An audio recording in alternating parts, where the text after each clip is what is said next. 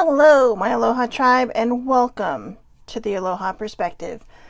How is everyone today? Happy Wednesday! It's Wednesday! I figured instead of the Aloha cards today, we would do the Rebel deck. Everybody loves the Rebel deck, right? I'm sorry if you can see all the little furries on me. I had a cat on me or near me. With this cat, it only takes near. But, yeah, I'm just been a little out of sorts still. I mean, I think my brain's finally coming back to me, but still a little off. So, it is what it is. Good morning, older sibling. So,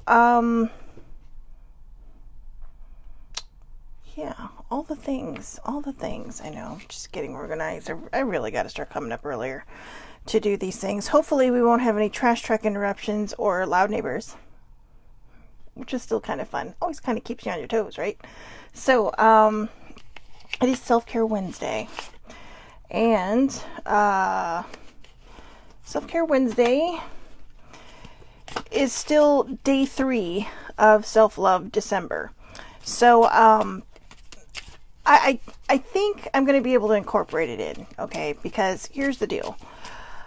This whole month is basically about self-care and about learning how to, have enough self-care that you can show yourself some self-love and self-worth and self-respect and all the wonderful selfie things, right?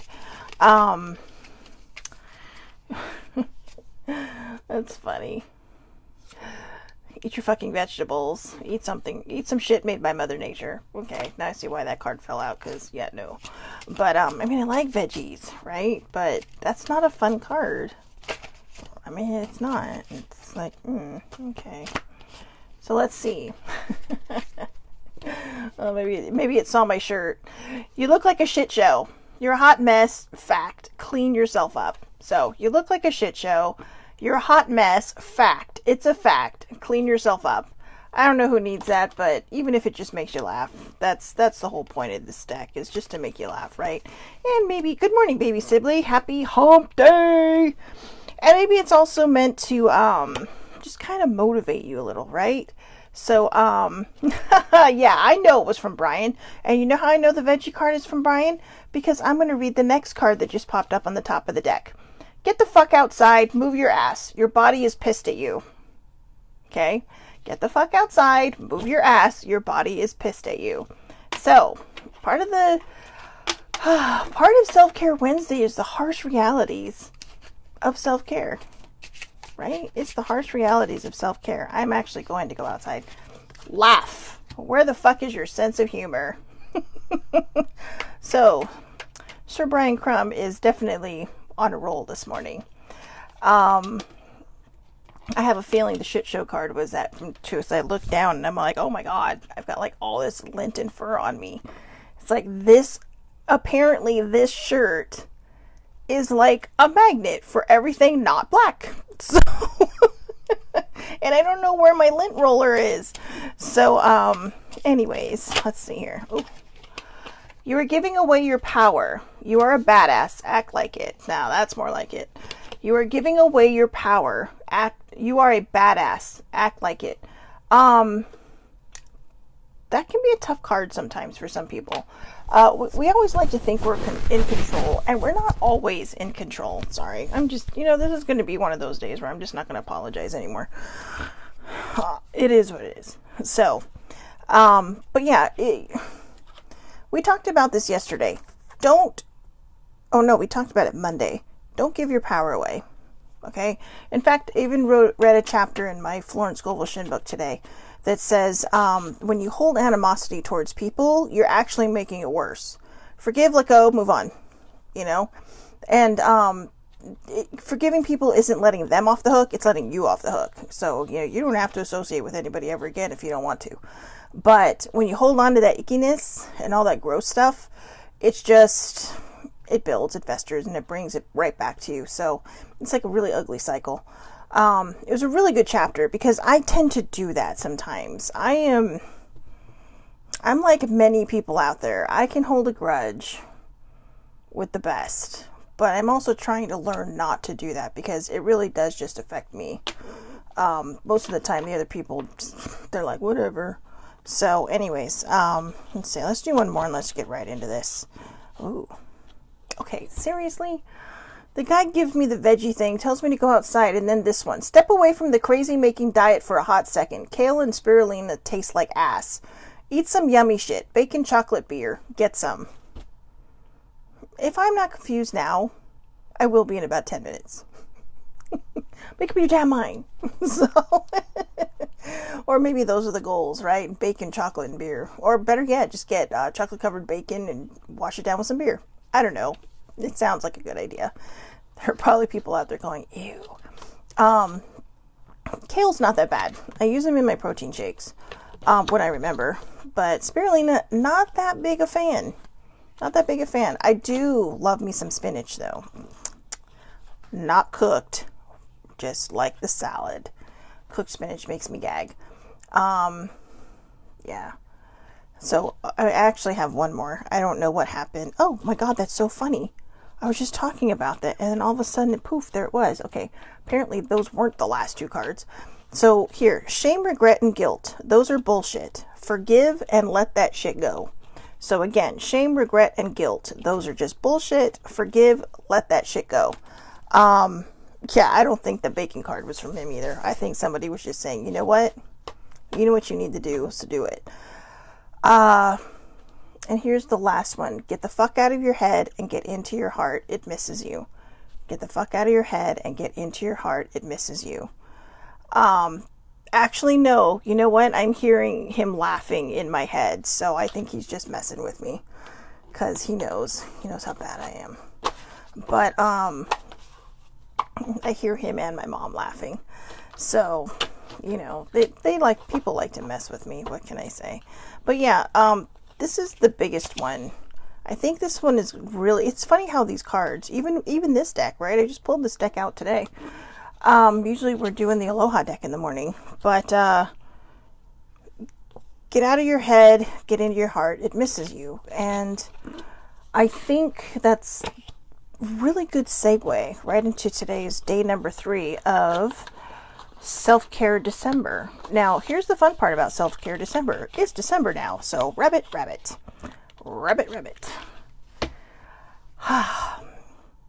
Today, day number 3, I previewed it yesterday. Give it time. Time heals everything. Time may not heal things the way you want it to heal, right? Like, for instance, about a month ago or so, I wrecked my finger when I accidentally drove something sharp into it by trying to clear off my desk and forgot it was there. It was a nightmare. And there's still a scar. And there will probably always be a scar because I legit went to I went to the hardest part of my finger. So it was pretty deep. I mean, I was grossing older sibling out and doing puppet shows with it, so that's how gross it was. But I know I hear a lot of people saying, how old are you? But anyways, I think a lot of times we think, okay, I gotta heal, but you know, what if there's never enough time to heal? There's always going to be the time you take to heal.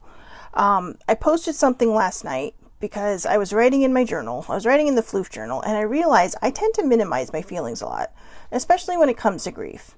And my grief is just as valid as anybody else's because it still hurts me. But I think because I have spent so much time invalidating my feelings and minimizing the way I feel, that I haven't allowed myself to actually heal.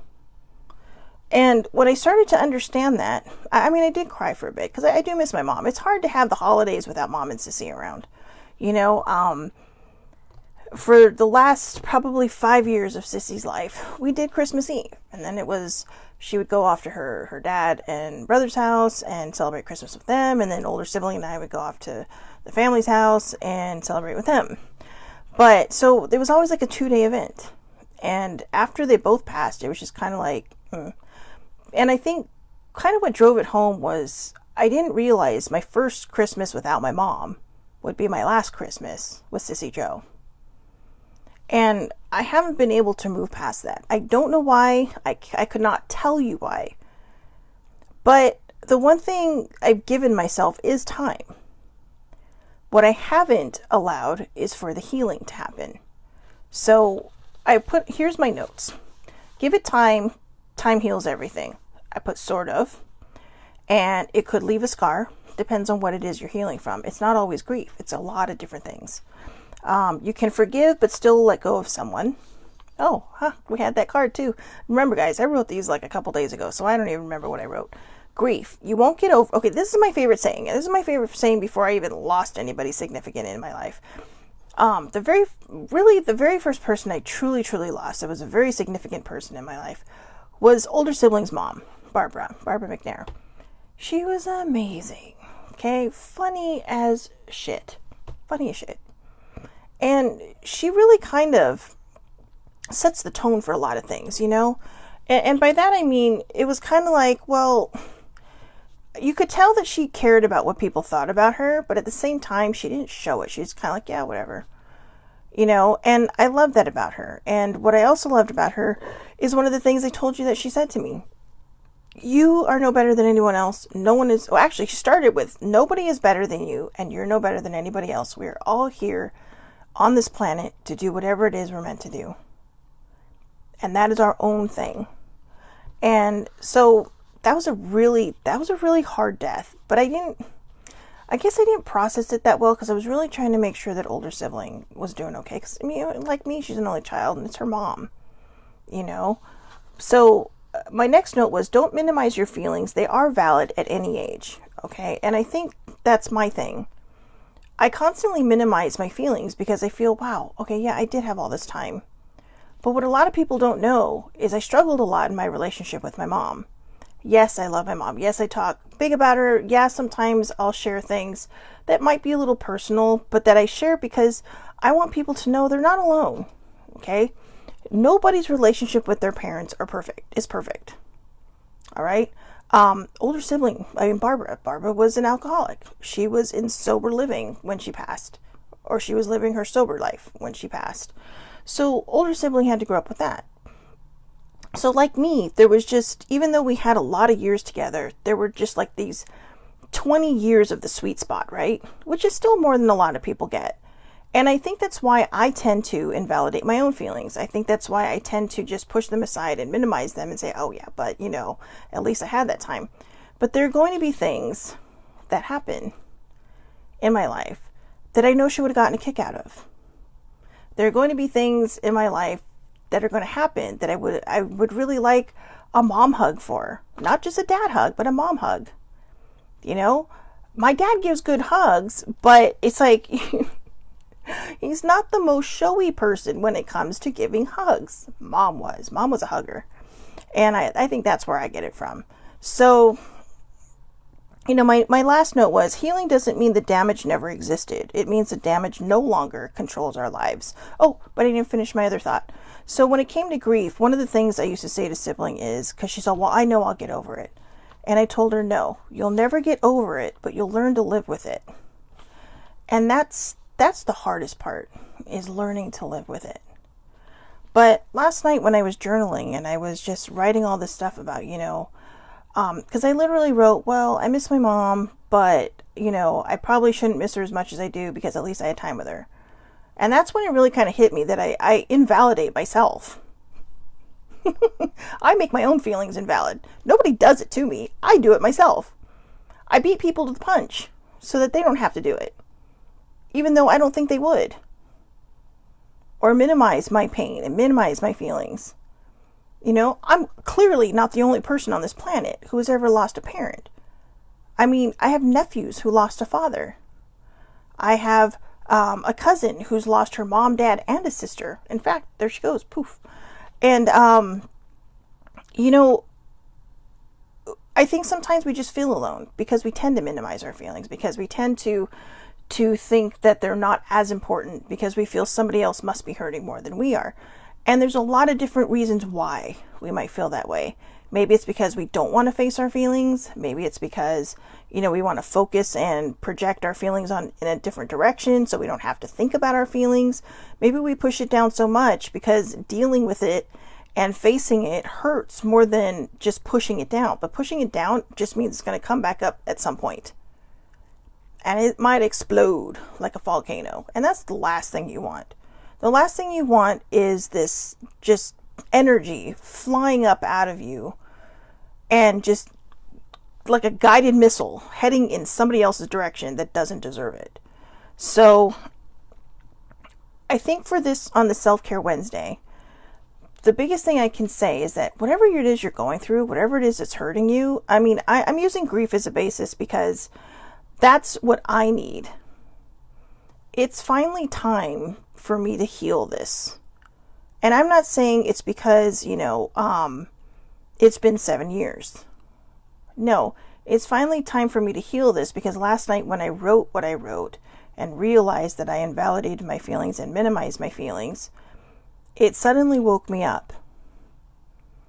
And it didn't just wake me up, it reminded me that my feelings are valid. And then I had a good cry over it. And then I realized, maybe that's what I needed. Sometimes I think we say things or we do things or we act a certain way because we need to be validated from the outside. The only person who can truly validate you is you. Unless it's some kind of thing where it's like, oh my God, like you have this thought and then you do something and you follow your intuition and someone else validates for you. That's a whole different thing. But when it comes to your internal feelings about how you're healing through something, how you're handling something, there are going to be a lot of people who might fall away. There are going to be a lot of people who float in. And when this transformation and this change happens, it can hurt. I've had that happen in my own life. I've had people that just kind of like, especially, I don't know if anybody's ever noticed this or really stopped to think about it. But the one thing I noticed is when Mom died, everybody was there. When she was dying, everybody was there. Then after the funeral, several weeks later, it was like nothing. It was like nothing had happened. Everyone went back to their lives. And that's okay, because that's what they're supposed to do.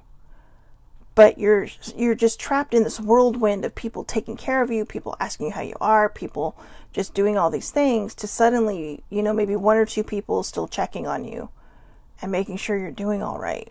And then you realize, ooh, I'm on my own now. And it's nobody's fault. That's how life works. I'm sure we all have done it to somebody who is aggrieved. That was just kind of like, okay, well, see ya. Hope you have a great life. But I'm just kidding. But, sometimes I think we do forget to check in on other people and see how they're doing. But there's also a way that you can overstep. And I have done that a lot too, because I couldn't face my feelings. So I was projecting it in every direction but my own. I'm not responsible for anybody else's healing but my own. That's why I made this day number 3, which is the first day of December, and which is why it's on Self-Care Wednesday.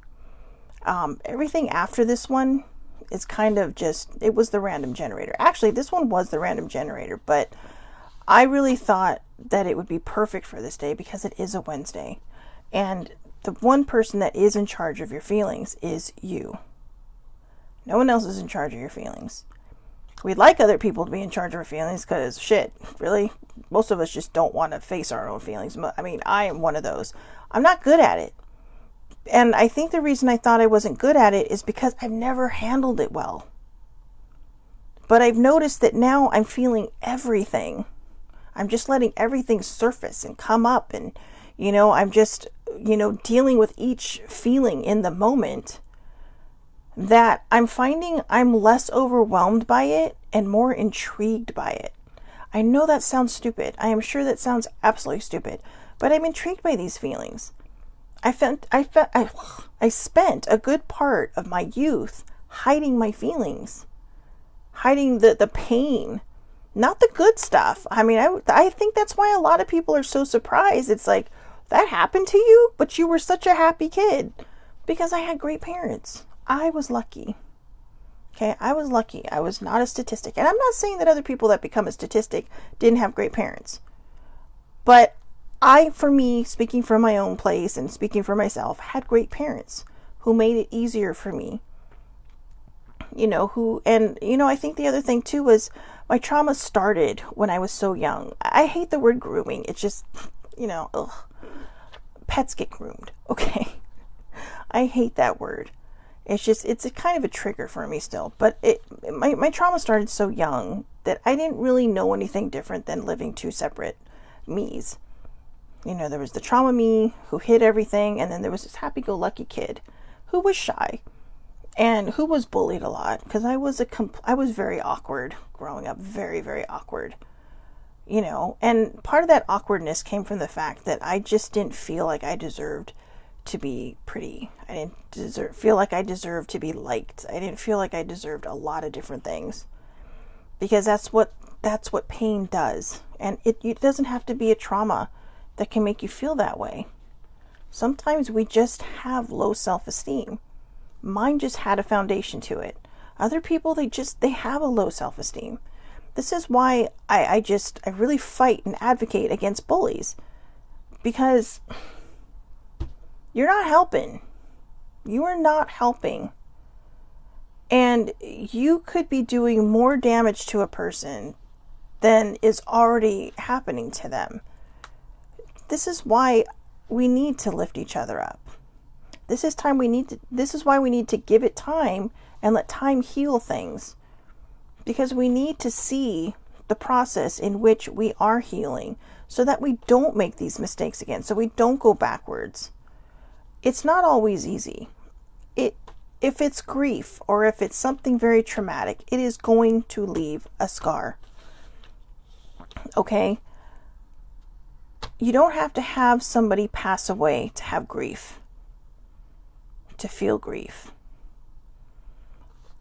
In a way, I think part of the problem with my going back to Monday's talk about watching the tower fall and letting the tower fall was that I was holding on to a person that no longer existed. And I had to grieve that. And the only reason I say I had to grieve that is because I felt like if I let that person go, am I just, deciding to leave in the past all the bad stuff that happened? No, it's still going to follow you. You're just going to learn to live with it. You're going to learn to navigate it. You're going to learn to turn it, hopefully, into something constructive that will help other people. By reaching out and speaking your truth and saying, hey, I'm not going to put up with this. You may want to, but I don't have to. Or, you don't even have to speak about it to other people. Until baby sibling got me into vlogging, I used to just write about it. And every so often I didn't always write about it, but I would run into people who had the same issues as me, and I was able to help them. Now I just have a sort of bigger platform. Okay, I'm just going to say I have a bigger platform, right? Let's just put the positive spin on this. Let's make me go global. So anyways, you gotta add the fun into this, right? Because if you don't, we're just going to all fall apart and cry together. Which also isn't a bad thing. But here's my point. If you don't give yourself the time to heal and you try to push yourself through it and force yourself through it, you're probably going to fall flat on your face. Now, I'm not saying that's going to happen. That's why I threw the probably in there. I tried to force my healing. I tried to think, okay, I'm all better. And every time I thought I was better, I felt like I let myself down because I wasn't better. It was just a chapter that had closed. And like I said, when it came to the little floof, that's what I call my inner child, when it came to trying to heal that part of me, that shadow part of me, I thought that if I let the tower fall, I was, just forgetting about her. And to be honest with you, that inner child, which was once me as a child, got me through a lot. She saw me through quite a bit. And so now that I've acknowledged the fact that I'm not leaving her behind, but that I have grown up, that I have evolved into somebody else, and I don't even want to say somebody else, but I've evolved into the person I have been meant to become. Sure, I might feel like it took me a long time. Sure, it might feel like it took, far too long to get there. But I know that I'm exactly where I'm meant to be at the time I'm meant to be.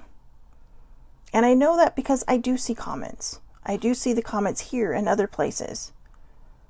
And, when you meet new people and new people come into your lives and they start getting to know you and they start saying, hey, you know what, thanks, I really needed that message. There are people that I didn't even know watch this. And then later they'll tell me, oh yeah, you know, like I saw your thing the other night, I was watching it, so-and-so was watching it, and I was laying in bed next to him, and, you know, it's like, oh, I had no idea you watched it too. I had no idea they watched it.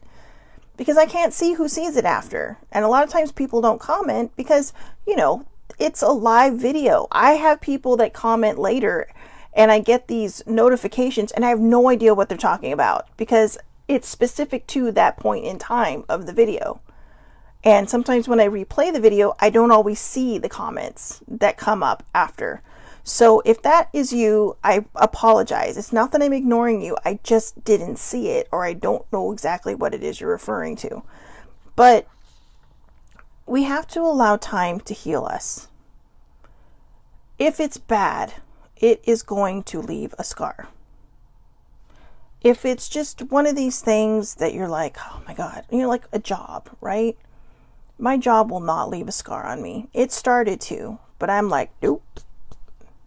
I'm going to use whatever that stuff is that you put on things so you don't scar, like Neosporin or something. And because I didn't want it to leave a scar. It was a point in my life that came and went. And it was, you know, for the most part, a really good time in my life. I met a lot of people. I have a lot of friends. I have about a handful still that I talk to that are just, they're fixtures in my life. You know, we could not talk for a year and then come back and just sit down and have lunch and, you know, poof, spill the beans, you know. And there's some that are very, very, I'm very close to. So, yeah, see, I know, here's Marie plugging her Arbonne. I love her. But that stuff is the shit.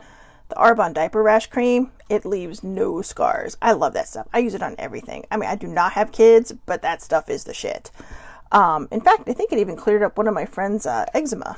I know, I'm not saying that that's what it can be used for. I'm just saying I sent it to her because she had a lot of the itchies, and then it cleared it up. So anyways, just remember, if it is grief from death, you're not going to get over it, okay? Don't tell people to get over it. Don't tell people to move on. You will learn to live with it. To me, moving on and moving forward are two very different things. I'm moving on from my old job. I'm taking the lessons and the lessons I learned, the office politics, you know, the how to be nice to people, the, you know, just kind of know when to not say something. Oh, that's a hard one for me. But I am going to move forward now with my healing of Mom and Joe, Sissy Joanne. Because I think it's time. That doesn't mean I'm going to still spend the holidays with my family. I don't know. I doubt I will, because I think I'm going to, when that day comes, it's going to have to be something that I deal with in real time, you know, and hopefully I will see my dad, but if not the week before, then Christmas Day. But whatever happens, I know that I'm better equipped for it now because I'm not minimizing my feelings.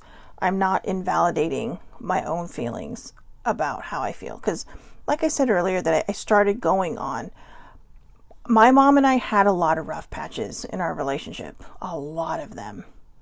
And it's funny because I sometimes hear my cousins talk about her, oh, auntie this, auntie that. And I think, wow, why was she a lot easier on them than she was on me? But then I remember, oh, she's my mom. And your parents are always going to be a little bit harder on you. Well, at least my mom was a little bit harder on me because I'm her kid.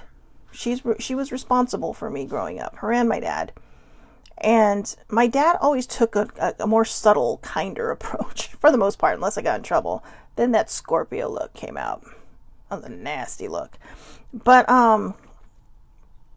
I think my mom just knew that sometimes I get that. Well, you know, it was kind of like, it kind of felt like that, didn't I raise you better? You know? And I'm not putting my mom down, not by any stretch of the imagination. What I'm trying to point out is that the last 2 decades I had with her before she passed, they were magical. And I think sometimes I go back and wish I'd had the full 41 with her, you know. But I know in my heart she loved me. I know in my heart that the only reason she was the way she was because she wanted the best for me, just like my dad does. And I also learned things about my mom after she passed that I didn't know, that suddenly made a lot of different things make sense. That's not my story to share. Okay? And that's not one I will ever share on the perspective. But sometimes, you know, when we look behind us and we look behind the person's, you know, how a person acts, there's sometimes a story there. And sometimes there, you know, it could be anybody's story, whatever the story is. I figure wherever I go in my life now, however I treat people, whatever's going to happen to me, I know that I have my past under control now. And I don't mean under lock and key control. I mean, when it comes up, I deal with it in the moment. I take the moments I need. Sometimes it's a little bit longer than a moment. But I give myself the self-care I need. I give it time. Okay, just like day number 3. I give it time because time heals everything. And if you don't give yourself the time to heal something, it is going to continually sit there and fester and fester and fester until you are literally just, I don't know, passing out from all of it, from the anxiety of it all. And I have been there too. Okay? This is, you know, the perspective is not about, oh, well, let me tell you about my life. No, the perspective is me sharing my experiences, you know, to either help you better understand yours or to give you the courage to turn around and share yours. I used to hate doing these video things. The first couple of ones you could see how nervous I was, and they were a lot shorter back then. But then I kind of hit my stride. I found that, you know, I have the gift of gab. And I have the gift of writing. And together they kind of come together. You know, but I really do owe baby sibling that, because I would watch her vlog and I'd be like, wow, that's amazing that you can do that. And she's like, you know, you have a lot to share. You really should do it too. I was kind of like, you know, like I'm telling you, this is what you need to do. And because of her, I did it in bits and pieces, you know, here and there. I never went live. I was just a video and I would put it up. But then, like I said, one day I was just struggling and I turned on the live and thought, hey, let's see what happens. And then here we are, a year and a half later. So, well, almost a year and a half later. So anyways, this is something I love to do. This is something I enjoy doing every morning.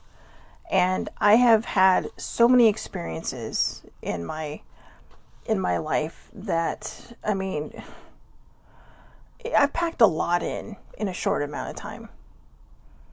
And I that's why I want to do this. This is why I'm dedicating December to Self-Love December. Because I want people to be able to hit that path now. You know, to pull the things and the tools that's going to work for them as we get going into the new year. You know, 2022, I'm hoping it's better than the last 2 years. Okay, we're still struggling to find our footing again. Especially with one another. You know, we're still a lot of just side eyes. There's a lot of side eyeing still going on. And you know, just a lot of people not getting along over their beliefs or what they feel, and a lot of people that just, you know, don't know when to not say something and just speak up, and then fights happen, and sometimes you just gotta not say anything. Give it time, because again, time heals everything. There may be people that disagree with that, okay? I didn't believe it. I never thought I would get through my pain. I didn't think time would heal anything I'd been through. Not my trauma, not the abortion I had in my early 20s, not the loss of my mom. See, that last one still makes me want to just tear up. Sorry. Because I punished myself for that for a very long time. And I've always been pro-choice. but I never thought it was a choice I would have to make. And actually, I think it bothered me because I'm going to share something that I found out the other night. And that I told Sibling, I said, I was 22, I was young, and I mean, I know people think, oh, well, 22, I mean, come on, I know people who are the best moms who had their babies at 22, but I just mentally wasn't there. And I came up with all these reasons why I couldn't do it, why I shouldn't do it. And then I told her when I was journaling the other day in the Floof book, it finally came out, and it was so subconscious and so buried deep within me, I didn't even realize it was the reason. But I immediately felt triggered, and I immediately started crying, and I realized that I think the true reason I did it was because I was afraid I would hurt my own child because of what had happened to me as a child. And that's a fear for a lot of people. And I doubt it would have ever come to pass. I doubt it would have ever done that. But I didn't trust myself the way I trust myself now. You know, and if just being an aunt for the rest of my life is what I'm destined to be, I will be the best aunt I can be. My niece, Anya, so she calls me auntie, so I'm going to claim her as niece. My niece, Anya, I got a text from her mom yesterday, and she was saying, you know, Michelle was baby bear, that's what I call her. Michelle was saying that she's all, I wish I could have recorded this conversation because we were at the table and she was telling us what she learned for the day. And she's like, we have to get Auntie Shelley out of California because they were learning about fault lines and earthquakes in California. She's like, because I need to make sure that she's safe. I need to make sure that she's okay.